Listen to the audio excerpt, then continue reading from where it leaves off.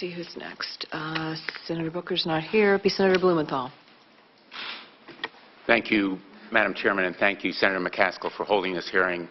Thank you, Ms. Barra, for being here today. You and I have met before, haven't we? Yes, we have. And I'm going to tell you now what I said then, which is that I have enormous admiration and respect for your career, what you've accomplished, and the leadership that you've provided to GM. And I also have enormous respect for your company. It's an iconic, enormously important manufacturing company, and it produces terrific products, generally.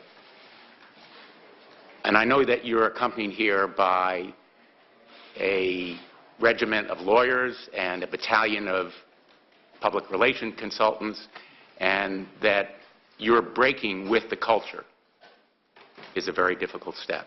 But let me, with all due respect, suggest 3 steps, at least 3 steps that you can take if you really want to break with the culture and show the leadership that I think is worthy of GM and worthy of your leadership. Number 1, commit to a compensation fund that will do justice for the victims of the defects that killed people in your cars. Number 2, warn drivers who are currently behind the wheel of those cars that they should not drive them until they're repaired because they're unsafe.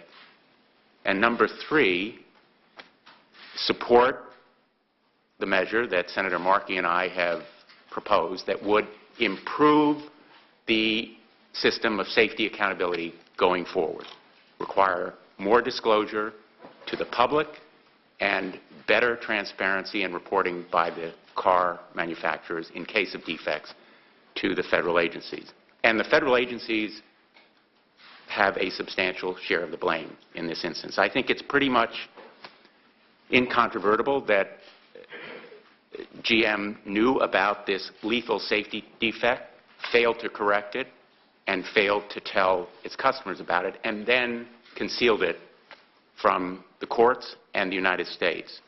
So I think these steps are appropriate, and I hope that you will adopt them despite whatever the complexities that you see and whatever the advice is that you're getting. And I want to know, first of all, what is it that Ken Feinberg has to work through to convince you that there should be compensation to these victims? Ken Feinberg has just indicated to us that as he goes in, he interviews a lot of people, tries to get a complete understanding of the process. But he is not, and excuse me for interrupting you, but we all have 5 minutes here, so I'm trying to make the best use of it as possible. He's not a bankruptcy expert.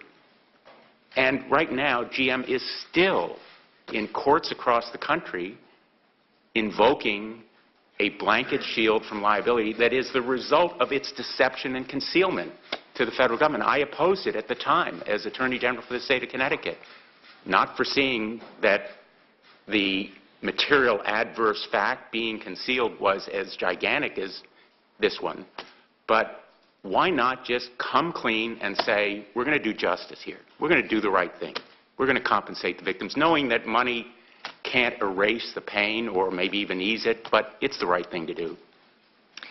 Our first step in evaluating this is to hire Mr. Feinberg, and we plan to work through it with him and understand his expertise. As I've said, there's civic as well as legal responsibilities, and we want to be balanced and make sure we are thoughtful in what we do. Let me go on to the next step. Let me show you the recall notice, and I'm sure you've seen it.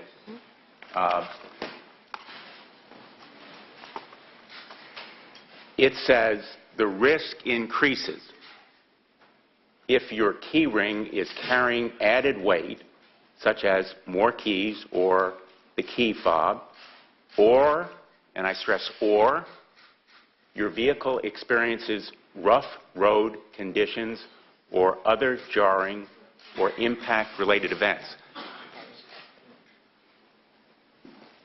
Even with all the weight off the keychain, doesn't that recall notice tell you that cars should not be driven where there are rough road conditions or other kinds of potential jarring events?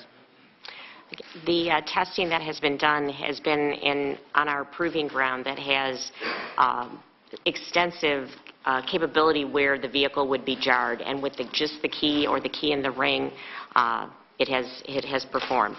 Is it your testimony here today that those cars are as safe as any other car on the road today? Again, as you look across all the safety technology that is on vehicles from the past to present, there's variation on safety based on the technology that's on cars today. So there's variation across the whole population. Is that Cobalt car, as driven now, safe for your daughters to drive? Would you allow them behind the wheel? I would allow my son and daughter to drive, well, my son, because he's the only one eligible to drive, if he only had the ignition key. So the added risk, if you have only the ignition key of driving that car on the road, is zero. There's no additional risk of driving the unrecalled Cobalt on the road. The testing that we've done as it relates to this indicates that the weight is not, would not cause that issue. And if someone, can I just say, if someone is uncomfortable, though, we are providing loaners. If someone asks for a loaner is provided.